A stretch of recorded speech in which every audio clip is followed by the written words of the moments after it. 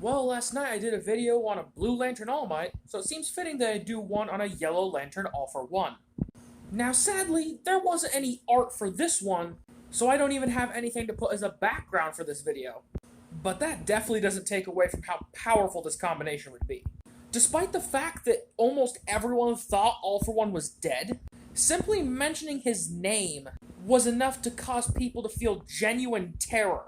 Not only that, but he ruled over all of Japan. And he was so powerful that there had to be an entire resistance just to be able to stand a chance against him. And that was just so they could survive, not to properly retaliate. So with how long he terrorized Japan, both during his high points, and even when he was dead he still caused so much terror, his Yellow Lantern ring would be insanely powerful. But I'm going to leave this video off with a question. Feel free to answer in the comments. Who would win in a fight between a Yellow Lantern Prime All for One and a Prime All Might with a Blue Lantern Ring of Hope? Why has Goku never gotten his potential unleashed by the Elder Kai? Simple answer, he really wouldn't want it. As we know, Goku doesn't like being gifted power. Same reason he didn't want to get his potential unleashed by Guru on Namek. But just for the sake of entertainment, let's talk about how strong he would be if he did get his potential unleashed. So a hypothetical Ultimate Goku would be exponentially stronger than Blue Kaioken times 20 Goku. Possibly stronger than whatever his power would be in Ultra Instinct Omen. But now here's where the interesting stuff comes in, because I'm going to bring up something from GT. I know, I brought up GT, calm down. I know it's not canon to the main timeline, but just listen. In Dragon Ball GT, Gohan never stopped training and never lost his ultimate form. Actually, he trained so much that his ultimate form became his permanent base form. And then he learned how to stack Super Saiyan on top of his new ultimate base. And we all know Goku trains exponentially more than Gohan ever does. So he'd easily be able to stack the Super Saiyan forms, even the God forms, on top of his ultimate base form. Especially Super Saiyan God, because Super Saiyan God technically works like a base form too. As we've seen when he's in Super Saiyan God, his energy is quite calm, similar to his base form. But in Ultimate Goku, even turning Super Saiyan would be almost unrivaled by most people. Since remember, I said his base form would be stronger than he ever could be with Super Saiyan Blue Kaioken times 20 originally before his potential unleashed. Then you stack Super Saiyan, it would make that base power 50 times stronger. Then we bring in the God forms, and now imagine this. In the manga, he's combining his Super Saiyan forms with the Ultra Instinct technique. Except now imagine combining the Ultra Instinct technique with the Ultimate Infused Super Saiyan forms. Everyone already knows the nobody can beat Goku meme. But to be honest, if Goku got his ultimate form and combined it with all his Super Saiyan forms and Ultra Instinct, in his verse, he'd truly be unbeatable. What if Mirko had the 8 gates from Naruto? Honestly, she would be very deadly. And multiple things in the War arc would have drastically changed. This is your warning before I continue, there are going to be spoilers involving Mirko in the War arc. Alright, I gave you your chance to go. So at this point, I think we all know how badly Mirko was injured by the end of the War arc. I don't want to talk about how badly she got injured, because this video might get a content warning. But seeing how capable Mirko is, and the fact that you could access the first couple gates without causing much damage to your body, even if she only had access to the first 3 or 4 gates by the time of the War arc, she might still get roughed up a little bit by the high-end Nomu, but she would definitely not be in critical condition. Maybe just slightly exhausted. And if Shigaraki were to be awoken still, we could have an emotional moment where Mirko activates the 8th gate as a sacrifice to actually kill Shigaraki. Because the 8th gate grants such a massive power increase that even if Shigaraki had access to all the quirks All for One had given him, including that regeneration quirk that could even endure Endeavor's flames, she'd still be comparable to him, if not far outclassing him in power and speed. Okay, I just finished watching Moscow X's livestream, where they reacted to the new Dragon Ball panel about the upcoming movie in 2022. So, I'm going to tell you some of the stuff that I saw, and my thoughts on it. Firstly, let's address the elephant in the room. Apparently, the majority of this movie is going to be CG. Now, I know, people have a lot of mixed feelings about CG animation, but personally, I'm not that worried. If it was mostly CG and it had the budget of a TV show, then I'd be worried. But you gotta realize, They are having a massive movie budget on a Dragon Ball movie, one of the most popular animes in the world. If any anime movie is going to do CG right, it's gonna be Dragon Ball. Next, I really don't like the name of the movie. The name of the movie is Dragon Ball Super Superhero. Yeah, I don't like that title. But there were two things that was in that panel that I'm actually hyped about. Firstly, they're going to be a lot more manga accurate with the colors and designs of the characters in this movie. And secondly, they revealed a design of Pan, and she's in kindergarten in this movie. Meaning this movie is going to be taking place in a massive time skip. Meaning it's either going to be right before or during the end of Z events. But there is still a lot of stuff that I don't really have an opinion on yet, since we haven't gotten a trailer for it yet. We also got a reveal of two unknown characters. Right now, we don't know if they're good or bad. But based off of what I have seen, I'm quite hopeful for this movie.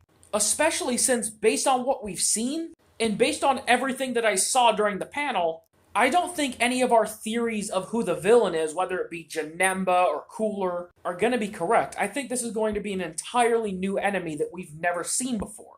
So, in the comments, let me know what you think about it. Because personally, I'm really excited for this movie. And one last thing before I end this video. Based off of how old Pan is in this movie, and comparing it to how old she is currently in the manga, this movie, chronologically, would be taking place a couple years after the events of the Granola arc. So since this movie is canon, since basically everything about this movie is made entirely by Toriyama, we could get manga-exclusive things in this movie. Whether it be Vegeta's new form, Goku's ability to turn Ultra Instinct on at will, or maybe even attacks that we haven't even seen in the manga. Since, as I said, this movie would be taking place a couple years after the events of the Granola arc. That is both hilarious and terrifying at the same time. Because for those that don't know, in the comics, the gauntlet works a lot differently than in the MCU. You don't have to snap your fingers to be able to use the gauntlet, and the gauntlet itself doesn't hurt you by simply putting it on. And as long as the gauntlet and the stones are in their respective universe, literally anything you want to have happen can become a reality. The gauntlet is powerful because it can do basically anything. But there's a massive downside. It will make anything you think of become a reality, and you can't shut it off. Meaning, even things that would be negative towards yourself would happen. And as someone who has severe ADHD, I know just how dangerous it would be if someone with ADHD had the Infinity Gauntlet. Think of all the random sporadic thoughts that you have throughout your day. No matter how random the thought is, if you think of it while the gauntlet is on, no matter how extreme it is, it will become true.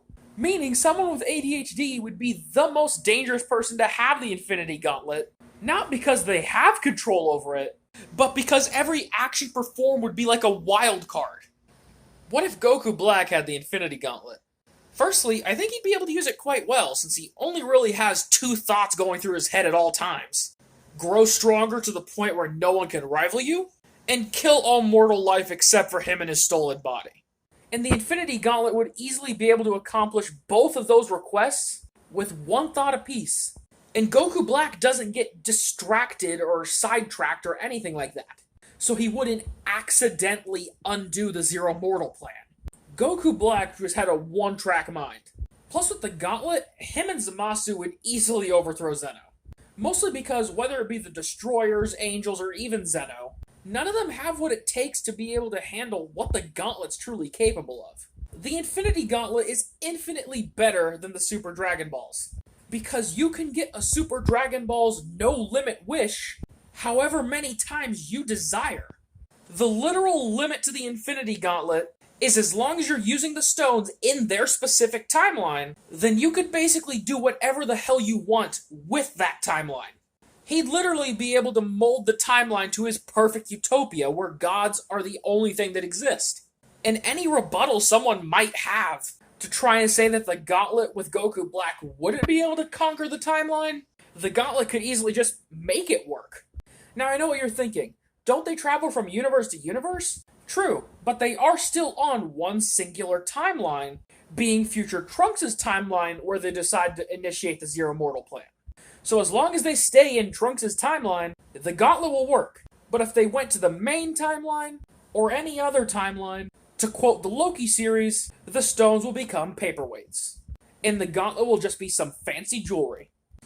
Now this is something I wish someone could make a fan manga about, because I would buy every copy of this, from the day he's introduced into the story all the way to the end of Dragon Ball. Plus you're saying he'll be able to learn unique things exclusive to the Dragon Ball universe, not only growing in strength but also learning ki attacks. Plus you'd basically have someone who has Ultra Instinct without actually having Ultra Instinct due to the spider sense. Plus, if his strength were to grow to be comparable to Goku throughout the series, then base form to base form, they would be quite comparable in strength, if not Spider-Man having an edge. And even if he did end up becoming weaker later on in the series, with Goku getting God forms, that would also mean Spider-Man would train with Whis and gain access to God Ki. And with enough training with Whis, he would actually get the advantage of Goku. Because since Spider-Man's Spider Sense is already so much like Ultra Instinct, he'd likely be able to learn Ultra Instinct like it's natural to him. And with the combination of Mastered Ultra Instinct and the Spider Sense at its fullest potential, combined with mastery of Ki Sensing, he would truly be untouchable. Not only would he be able to evade basically any attack, but it would literally be impossible to sneak up on him.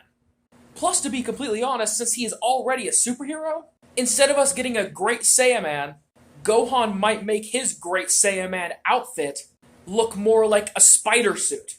And instead of organic webbing, he would have the artificial web shooters. As well as instead of Hercule being the world champion, it would be Spider-Man. Because personally, I would have him train extra in the hyperbolic time chamber for both of the years available, since it would genuinely fit his personality more to be extra prepared for a battle. He would then beat Cell, and become just as popular as Hercule did in the main story. So yeah, this story would be awesome to read. If the Tournament of Power participants were able to kill, it would be a pretty fun concept, but not good for Universe 7, because they would lose the tournament horribly. Because think about it, how many members of Universe 7 currently are willing to kill? Vegeta and Frieza, I know they're willing to kill. And maybe Krillin, because whenever he does use the Destructo Disc, it's to kill someone, even though it never fucking works. But you gotta think about the other universes. Hit wouldn't have to restrain himself at all, because throughout the Universe 6 tournament, or the fight against Goku outside of the tournament, or in the Tournament of Power, we never saw the true extent of Hit's abilities. We might have been able to see Hit's maximum amount of strength in the tournament, but obviously there would be abilities that he could not have used on Jiren, or any other participant. Hit alone will be able to easily wipe out over 90% of the Tournament of Power roster. The only people on Universe 7 that would be able to survive an encounter with Hit is Goku, Vegeta, Frieza, maybe Gohan, and then Android 17. Because remember, Gohan is at least Super Saiyan Blue level in the Tournament of Power. All the other fighters would stand no chance against Hit. Or Topo. If he uses God of Destruction mode and actually went all out, everyone's fucked. Because he'd be allowed to fully Hakai people. And if I bring in Jiren, this just wouldn't be fair. If Jiren had killing intent from the start of the tournament would be over in literal seconds. Because Jiren would be able to kill the entire Tournament of Power before Zeno even got a chance to erase the first universe eliminated. Meaning, no Spirit Bomb, no Ultra Instinct, and Vegeta wouldn't even get Blue Evolution. Because he wouldn't have gotten enough time to actually react to Jiren to be able to evolve. Goku with the 8 gates. Obviously, he could only ever go up to the 7th gate in any normal battle, because if he used the 8th, he'd die afterwards. But with how powerful of a multiplier the 8 gates are, Super Saiyan plus the 7th gate would be exponentially stronger than anything any of the regular Super Saiyan forms could get. Super Saiyan plus the 8th gate would likely even be comparable to Super Saiyan God, or maybe just slightly below it. But now for the thing that's going to be most interesting. Instead of Super Saiyan Blue Kaioken, we would actually get Super Saiyan Blue combined with the 8 gates technique. When he first uses it against Hit, he'd go up to the 3rd or 4th gate. And against Jiren, he'd push it up to the 7th. Again, I doubt he'd use the 8th. But even if he did use the 8th gate on top of Super Saiyan Blue, the multiplier still wouldn't come anywhere near where he'd be at with Mastered Ultra Instinct. Now, with the 7th gate plus Super Saiyan Blue, he would definitely put up a far better fight against Jiren, because Super Saiyan Blue plus the 7th gate would be exponentially stronger than Super Saiyan Blue combined with Kaioken times 20. I forgot which gate it was, but I know one of the gates, when you turn into it, it slightly heals you. And in the Tournament of Power, that would have really come in handy. And if he used the 8th gates back against Vegeta in the Saiyan Saga instead of Kaioken, I could be a little rusty, but I believe the first 4 gates you can use without actually hurting yourself. You only start taking damage from the 5th gate up, I believe. And to my knowledge, the first 4 gates already grant a much larger multiplier than Kaioken times 4. Meaning, if Goku got the 8 gates instead of Kaioken from the beginning, Vegeta would have been humiliated. And imagine if he went as a last resort against Buu, thinking that he had no other choice, reverted to regular Super Saiyan, then went to the 8th gate, making him so strong that he could kill Buu with simple physical attacks, while sacrificing himself in the process. Plus, imagine how badass Goku's aura would be if you combine it with the Super Saiyan colored auras, while being outlined further with the different gate colors, similar to what happens with Super Saiyan Blue Kaioken. Spider-Man versus Mirio from My Hero Academia. Now, Spider-Man is going to win this, but it's not going to be a quick battle, because due to the way Mirio's quirk works, most of Spider-Man's methods of beating his opponents wouldn't exactly work. Oh, tie up my opponent with webbing. No, phase right through it. Stick my opponent with webbing and pull him in for a close combat fight? Nope, phase and let the webbing go right through. Or even if he does get stuck, just phase and let it fall back off. But despite what I'm saying, Mirio can't win, no matter how long the fight's dragged on. Firstly, Spider-Man is way too durable for Mirio's punches to do much. Good God, even movie Spider-Man's tanked an exploding grenade point blank to the face. And Spider-Man in the comics has survived way stronger hits from way more powerful people than anyone in My Hero. Also, Mirio's main method of attack, where he phases underground and then sneak attacks his opponent, yeah, Spider-Sense makes sneak attacks absolutely pointless. So despite the fact that the battle is not going to be quick, the fight is so overwhelmingly in Spider-Man's favor that Mirio might just give up before the fight's even over. And that's saying a lot, because Mirio fought a guy who could deconstruct matter even though he had lost his quirk already.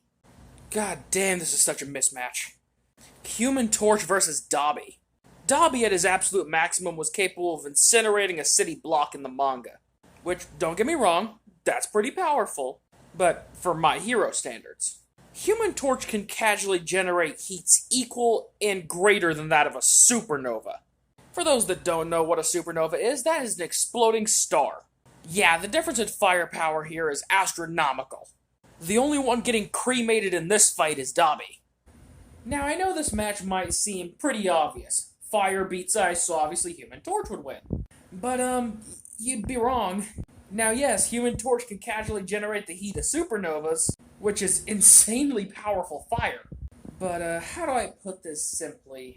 Yeah, Iceman froze over the literal fiery pits of hell. You heard that right. Iceman froze over the entirety of hell. That's quite a lot more impressive than a supernova. So, not only does he beat Human Torch, he turns the Human Torch into an icicle. Seems like a funny idea. I'll humor it. What if Frieza had a diamond form, whereas instead of having gold color on him, he has blue? Now, since this is a form that is entirely made up, with no inverse explanation for him, I get to come up with everything from scratch. So you can't tell me it's stupid because it doesn't fucking exist. Since Final Form Frieza is comparable to base Goku, and Golden is comparable to Blue, Diamond will give the same power increase from Gold to Diamond as Goku does from Blue to White-Haired Ultra Instinct. And as for why? Because I want to. Just like how Ultra Instinct is Goku's Limit Breaker form, Diamond Frieza will be the Limit Breaker form of Frieza. And unlike Ultra Instinct, you don't need a calm mind to use it. This Frieza we're talking about, let's say the form works better the more pissed off you are. Omni-Man versus All Might. And I feel so bad for All Might.